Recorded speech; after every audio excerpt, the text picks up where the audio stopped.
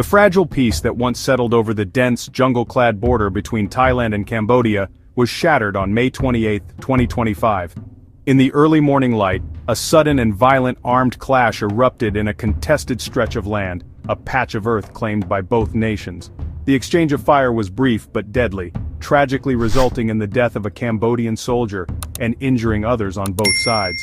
This single incident wasn't just a minor skirmish, it was a loud and dangerous alarm bell, signaling a severe escalation in a long simmering dispute. It immediately sent diplomatic shockwaves through the region, reminding everyone just how quickly historical grievances can reignite into open hostility. The aftermath of the clash was swift and punitive as both governments moved quickly to assert their positions and retaliate. Thailand, citing provocation, imposed new restrictions on border crossings, effectively strangling the flow of people and goods that local communities depend on for their livelihoods. In response, Cambodia announced a ban on a wide range of Thai imports and, in a move that underscored the deep-seated animosity, prohibited Thai media broadcasts within its borders. These actions transformed a localized military confrontation into a wider economic and cultural standoff, demonstrating how deeply this conflict penetrates all aspects of their relationship and impacts ordinary citizens caught in the middle of the political crossfire. This recent violence did not emerge from a vacuum. It was the culmination of rising tensions that had been building for months. Earlier in February 2025, a tense standoff occurred when Cambodian troops and their families moved into a disputed area near another ancient temple, prompting a swift response from Thai forces. Though that confrontation was resolved without bloodshed, it frayed nerves and heightened military readiness along the shared frontier. The May incident was the devastating consequence of this sustained pressure, a tragic but perhaps predictable outcome when soldiers from two rival nations are positioned face-to-face in a territory that both consider their own sacred, sovereign ground. For the people living in the borderlands, this renewed conflict is not an abstract geopolitical issue, but a terrifying reality that has upended their daily lives. For generations, these communities have navigated a complex existence, often sharing cultural ties and economic interdependencies that transcend national boundaries. Now they face closed checkpoints, economic hardship, and the constant, unnerving presence of military patrols.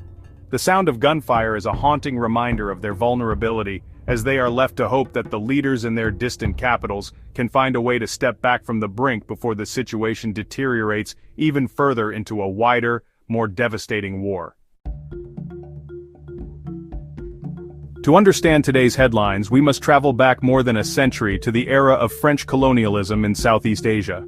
The very heart of the dispute lies in a border map drawn up in 1907 by French authorities, who then controlled Cambodia and the Kingdom of Siam, now Thailand.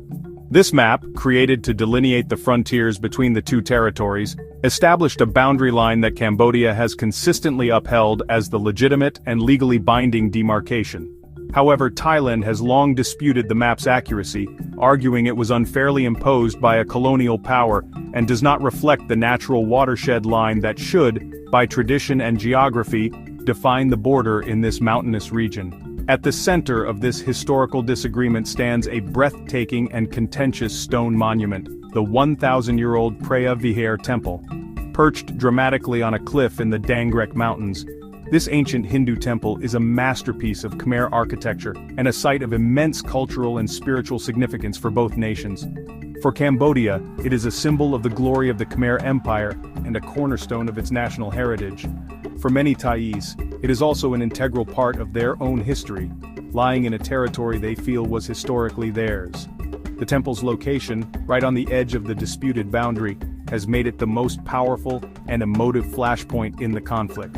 The ownership of the temple became such a heated issue that it was eventually taken to the world's highest court. The dispute simmered for decades until, in 1962, the International Court of Justice in The Hague delivered a landmark ruling. After examining historical evidence and the colonial-era maps, the court awarded sovereignty over the temple itself to Cambodia. Thailand reluctantly complied with the verdict, withdrawing its soldiers and lowering its flag, but the decision left a deep and lasting wound on the Thai national psyche.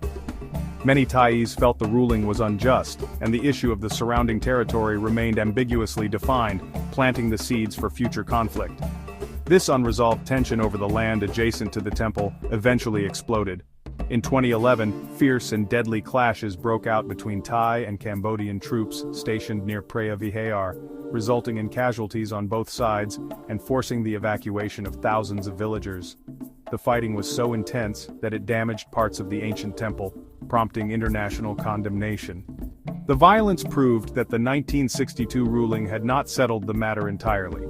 It highlighted the fact that while the court may have decided the fate of the temple stones, it had not resolved the deep-seated nationalistic passions tied to the land on which they stand. Following the deadly clashes of 2011, Cambodia once again turned to the International Court of Justice, seeking clarification on its 1962 ruling. It asked the court to specifically interpret whether the original judgment included the entire promontory on which the Preah Vihear temple sits.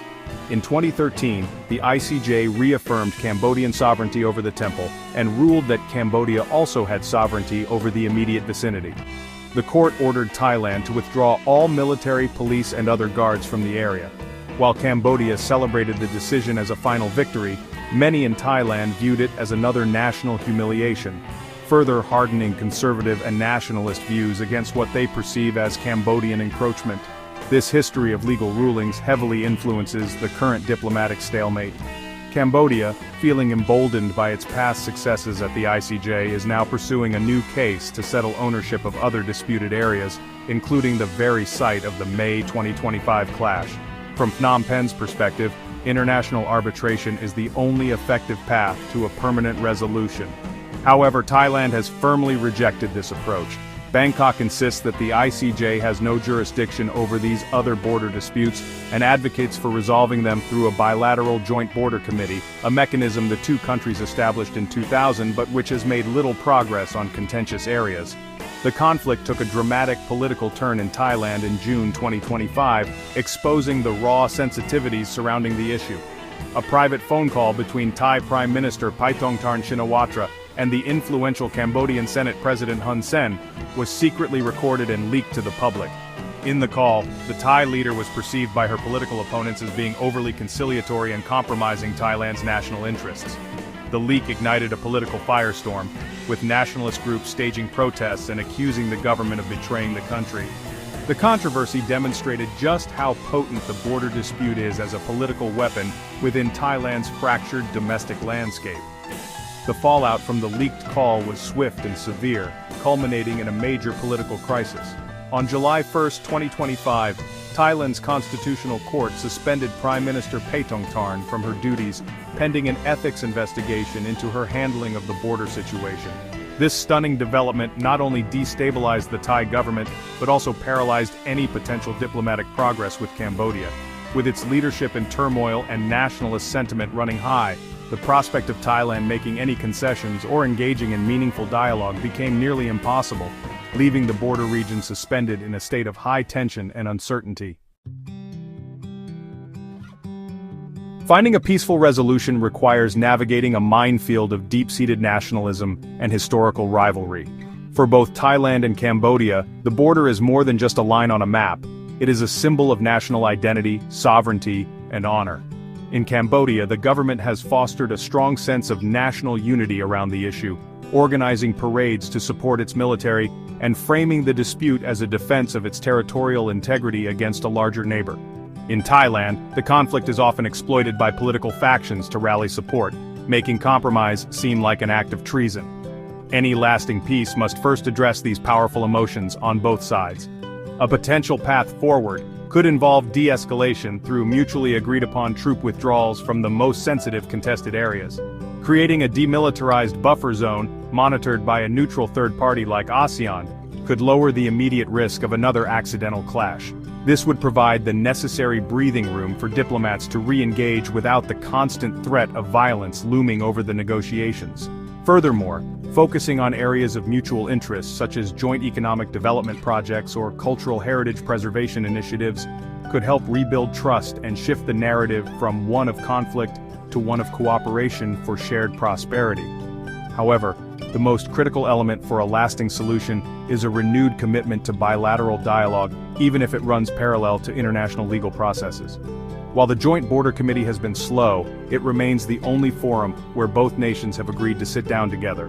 Revitalizing this mechanism with a clear mandate and timetable could help untangle the complex technical aspects of demarcation, inch by inch.